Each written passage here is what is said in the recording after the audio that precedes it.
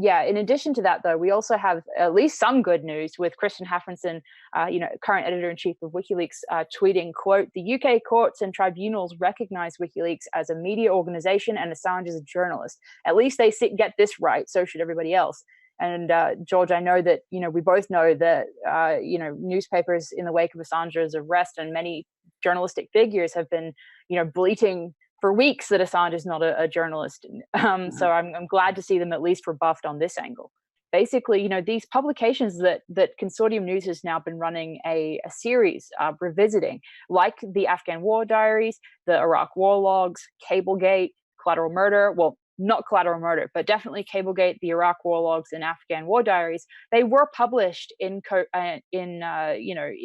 cooperation with the New York Times, the Guardian, Der Spiegel, and other news outlets. So basically, this is something where he's being prosecuted for his involvement in publications that other respected papers of record were involved with, coordinating their publication of. So it really, to me anyway, it seems like this would open up a huge can of worms as far as, well, why wouldn't you charge the editor or the journalist at the New York Times for cooperating in these very same leaks? So I think that's definitely a dangerous precedent to set. No, that what you said is exactly right. And the media that have been disingenuously claiming, yeah, but it wasn't really for publication because what they're really trying to prosecute him for is for hacking. We know that that's a lie. It's an absolute lie. Chelsea Manning didn't hack anything. She had legal access to this material. Julian Assange didn't hack anything. He received this material. And this thing that they're accusing him of, this conspiracy, it's not a conspiracy to hack anything. It's at most a conspiracy to protect Chelsea Manning's identity in order that the leak, the downloading, could not be traced to Chelsea Manning. So hacking really doesn't come into this. I mean, there's no hacking is involved. And apart from anything else, of course, that as far as even the indictment is concerned, it doesn't look like anything ever really happened with this attempt to crack the password. So even this whole thing that they colluded in order to crack a password, it's not clear that there was any collusion because the password wasn't cracked, and there's nothing in the messages to suggest that any great effort was made in order to crack this password. So all of that is, in any case, completely misleading, and that there was some sort of a hack involved. It's just one of so many phony, fake stories that are continually being peddled in the mainstream and elite media. With this idea of kind of international outreach, whereby you can actually scoop up somebody anywhere in the world and just haul him off to the United States, somebody who's not even an American and who doesn't live in America, who's never worked in America, and just simply, not publish in America. Yeah, exactly. Yeah, and you can do it anywhere in the world. Of course, it's going to be used against others. And it's ridiculous to think it's not going to be. Yeah, it's going to be used against others. Maybe then they're not going to touch the New York Times, but they'll touch others. Others who don't quite have the illustrious name of the New York Times. And these days, the media is a multifarious entity. I mean, everything is the media. You're the media. I'm the media. Anybody can just be scooped up and then just hauled off to the U.S. and then off to Guantanamo Bay as a terrorist. So absolutely, once you use this against Julian Assange, you're going to use this against others. Absolutely. And anybody who's thinking about, well, I think I'll thinking about being a whistleblower. You think you really want to go down that path? I mean, you're going to be a whistleblower. You're going to be chained up naked in some dungeon somewhere for years and years in order they can coerce from you evidence against some journalist who can then be scooped up and himself hauled into custody. No, I mean it's going to have exactly the chilling is putting it mildly. I mean, everyone's going to be terrified of touching anything like this. What this does expose as well, like as you mentioned, with establishment press basically saying, well, I'm buddies with Brennan, who's on my cable news network all the time, so therefore I won't be prosecuted. even if that is correct in their calculus, in their calculations, as Kavanagh, described it, that all that does is it exposes to us the degree to which our mainstream journalism is not adversarial. It's not actually journalism. It's just propaganda. And so even if some of these journalists and outlets are correct in saying, oh, well, I won't be prosecuted, we should all be very upset at them reaching that conclusion, because that shows how corrupt they are and how embedded they are with intelligence agencies and other, powerful interests. So either way, it's a bad end to that story. So. Right. No, that's a very good point, because back in the old days, I mean, you had these intelligence chiefs. They would just retire. They would go off, retire to their farms, and then we'd never hear of them again. They might write some anodyne memoirs, or they would take up writing of novels, and that's it. But they wouldn't sort of become pundits, and that's just sort of an extraordinary, where there's a kind of blending of so-called journalists who become kind of intelligence experts and become kind of transmitters of intelligence, and then supposedly intelligence experts become journalists, and they all kind of meld together, essentially to transmit BS, and essentially transmit what Chomsky calls manufacturing consent. They're there to tell us that this country X is terrible, country Y is terrible, we need to go to war here, we need to arm there, and so on. So they're all in on the same enterprise. And so, of course, we don't have an adversarial press. We just have a press that actually serves as the PR arm of the government. Definitely. I think manufacturing consent is exactly right, and if we want to use that definition for the new mainstream journalism, then that would be exactly why Assange and WikiLeaks are not considered journalists. And I've said this before, but I'll say it again. Obviously they are not helping manufacture consent for these wars, et cetera, et cetera. And so maybe if we understand journalism in these pundits' minds, he's not one of them. But I think that the idea of manufacturing consent is something we see not only in establishment media, like newspapers, magazines, and cable news channels, but we also see it with Correct the Record and the use of these social media bot accounts to try and manufacture the false consensus that Assange, months ago it was, oh, he can come out whenever he likes from the embassy. Now it's, oh, well, he's a rapist and therefore he has to face those, and et cetera, et cetera, et cetera. And so I think that we're confronted on all sides from this fake manufacturing of consent. And I think that if anything, Julian Assange has not only exposed the crimes in evidence of crimes in war, he's also exposed this process of manufacturing consent. And I think that's one reason that the journalists hate him. He's exposed their hypocrisy. So. That's it. Yeah, that's right. And of course, the Podesta emails, that just reminds me of just what you said, because that was one of the striking features of the Podesta emails, was the cozy relationships that existed between the journalists and the Clinton campaign. So in fact, what was so particularly damaging in the Podesta emails wasn't actually so much Clinton herself, but the media that were pretty much running stories, running it by the campaign and say, well, can you correct any of this? Anything you'd like to add to this? I mean, so that was what was particularly damaging. And in fact, the Podesta and others were kind of treating these reporters pretty disdainfully, because they actually knew that they were effectively kind of unpaid volunteers for the Clinton campaign. So that was quite a revelation from the Podesta emails. What you have with WikiLeaks is precisely you have information.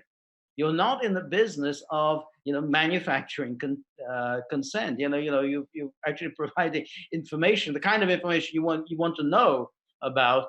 Like as you did in some of those Clinton emails about, well, when did the U.S. government know that our supposed ally Saudi Arabia was bankrolling these people in Syria, whom we have been presenting to the media as freedom fighters, as the moderate opposition to Assad.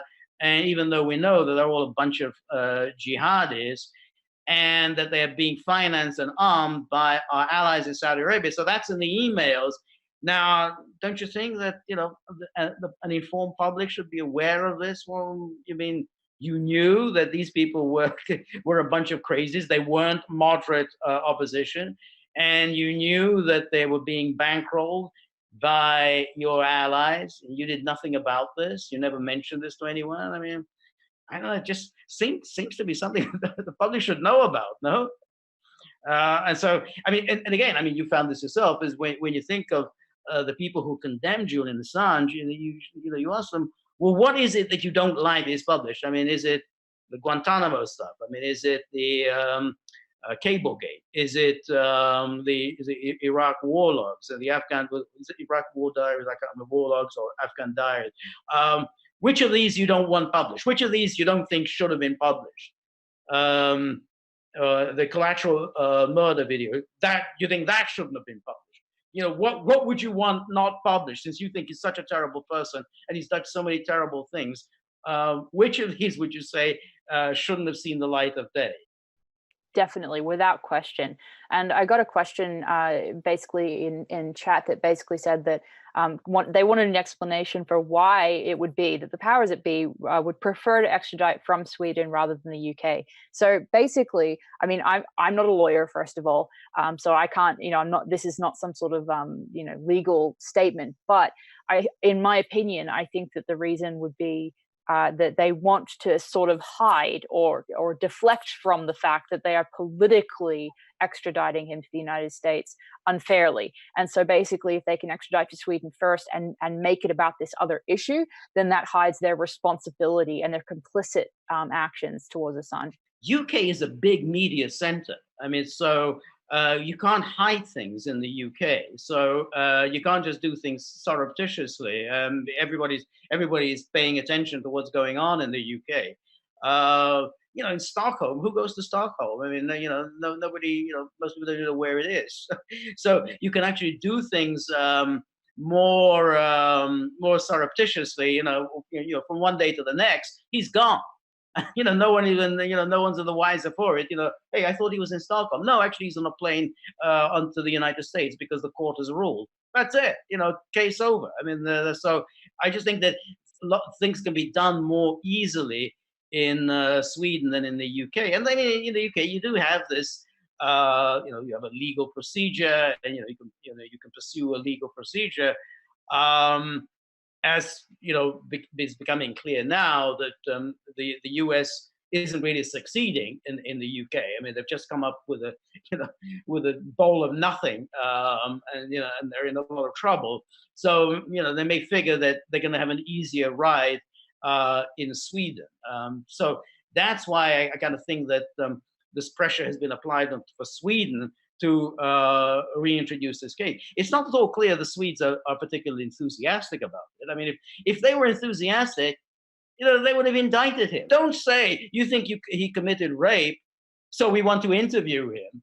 Well, that's exactly the issue. I think that it's really, that's what we see throughout this entire process, is that those allegations have been used to prolong investigation that always leads to nothing. It's very clear from looking at the history of all of this that Sweden had every opportunity to interview Assange in the embassy. They refused to do that.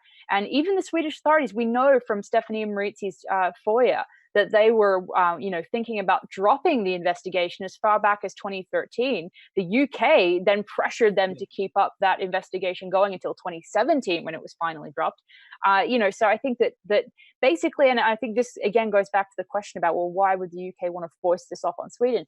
The UK is the one pushing this and pushing this this kind of deflection from the UK's responsibility in extraditing Assange to the US over onto Sweden, so that they can make it about a rape allegation rather than about political persecution. They want to hide the fact that this is about persecuting a publisher for journalism, and that doesn't look good in a supposedly free Western liberal society. It's better if you can tar somebody's character and have them prosecuted for that reason. So I hope that answers that question. I think it goes to George's comment as well. No, this is exactly what that's exactly right.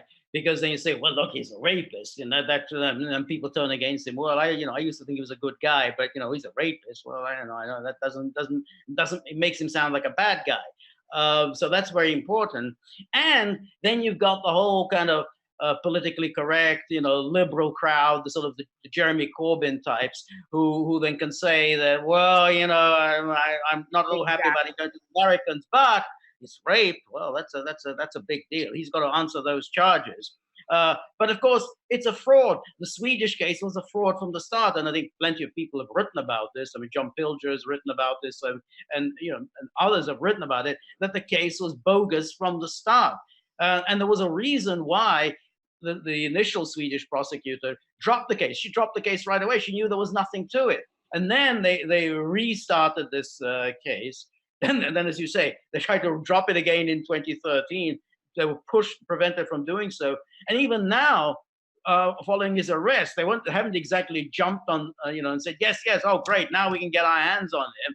I mean, they again have been coerced and pushed into restarting this case. And of course, it's all part of the kind of the bad publicity that's continually being drummed up against Julian, because so the news can then say, well, more trouble for Julian Assange, because somebody else wants to go after him, as if, and then, tomorrow, Luxembourg brings the case against him. Well, he was, 2 years ago, we thought that he was, maybe stealing some money from somebody. So it's like you can keep piling up these charges. It's just, just in order to reinforce in the public mind that this is a really bad guy. And and now finally, the justice is catching up with him.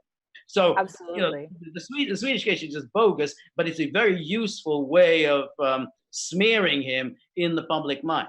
It's one of these things where there are many, many details that all point to the same conclusion, that this is a political, bastardization of the law. It's a mockery of justice, and it's absolutely engineered and coordinated in order to get Assange to the US without smearing the UK's face and its reputation as a liberal society. So I think it's absolutely reprehensible all around.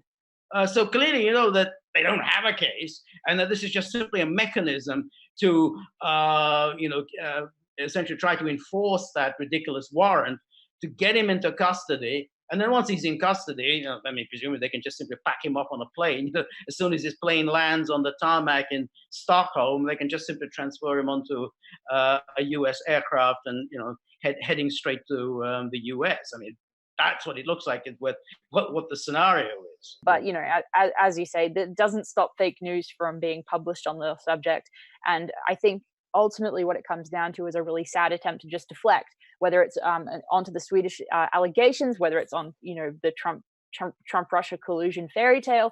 Either way, it's deflecting from the core reality that Assange is, being treated as if he's a terrorist for simply revealing evidence of war crimes, for revealing embarrassing truths about the corporations and heads of corporations that run the world at this point, et cetera, and on and on. So exactly. And these emails, let's say the 2016, the one that the whole kind of Democrats and liberal media hangers on are so obsessed with, every single thing that was released then is in the public interest. How is it not in the public interest to know what it is that Hillary Clinton was saying to her Wall Street friends? Well, those speeches that Goldman Sachs was paying, I can't remember, was it $250,000 a pop or something like that? How's that not in the public interest to know what it is she said in secret to, Goldman Sachs, the guys who were at the heart of the 2008, meltdown? Kind of thing we want to know. And Hillary Clinton refused to release those speeches. We found that out. I mean, that was information that is in the public interest. And then, again, what happened in the DNC? Clearly in the public interest. And if it wasn't, then why would the other media have followed WikiLeaks in publishing this information? Why would the entire DNC leadership been swept out after the disclosure of those emails? I mean, obviously, it was in the public interest. This wasn't scurrilous material. This wasn't it was about some sexual goings on that Hillary Clinton or whatever was involved in. There's nothing like that. Everything there was in the public interest. In fact, that's the whole point of WikiLeaks. Everything that it releases is in the public interest. There's nothing there that you could say is kind of sordid or National Enquirer stuff, and you say, oh, well, this is just simply smearing. No, I mean, there's no smearing here. This is all about matters of the public interest. And I remember back in 2010.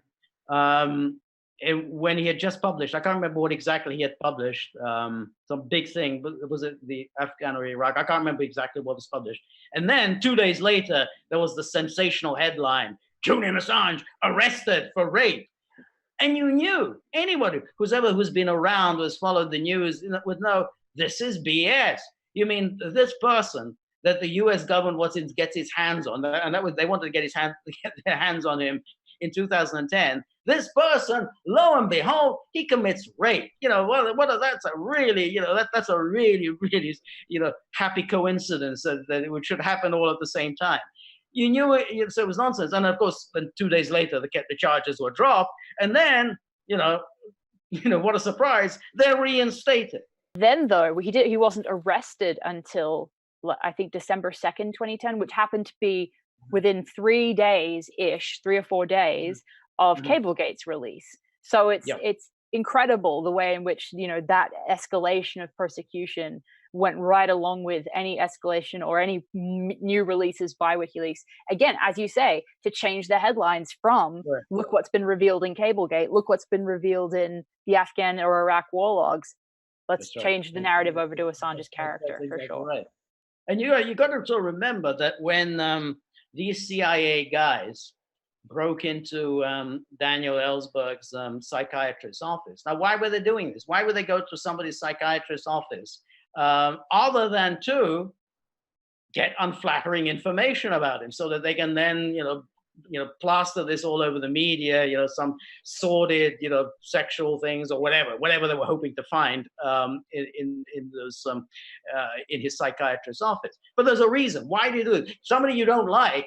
How does the government respond? Well, it responds by trying to get something scurrilous on you because that's what people understand. I want to stay away from him.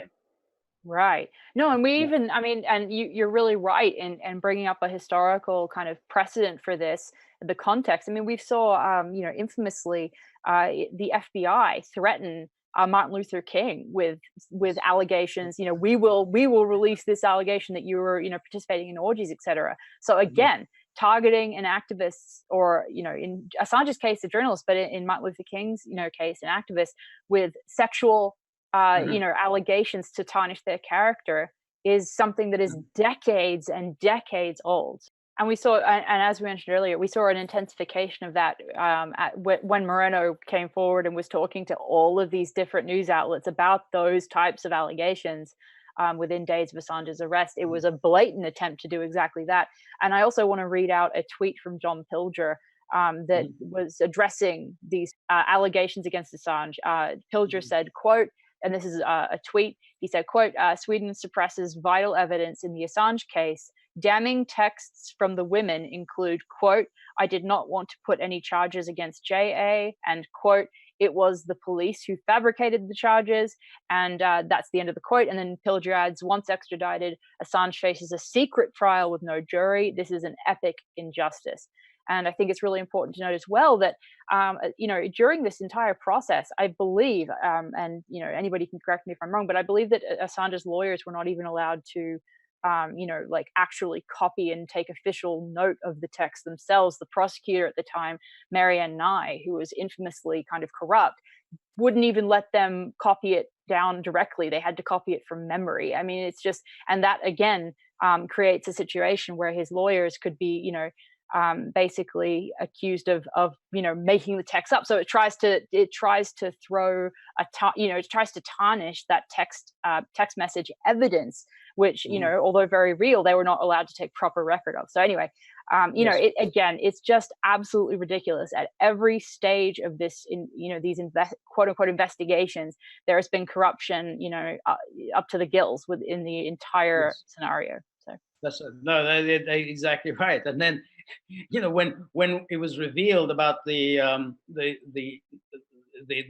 emails between the Swedish authority, the British authority, where the Swedish authorities were saying, we've had enough, we want out, and the British are telling him, no, you've got to stick with this. And then most of this stuff has just been destroyed. All these communications have been destroyed. So you think, well, why am I not surprised by this? Why am I not surprised that they're continuing this? Because they're absolutely determined to get their hands on. And WikiLeaks actually tweeted this email out recently. It was from Stratfor, but it also talked about the fact that these allegations were intended to shut WikiLeaks down and to basically damage its ability to function journalistically. So from the start, there is evidence that intelligence agencies knew about this whole thing, and B, that they knew that this was just an attempt to stop WikiLeaks from operating.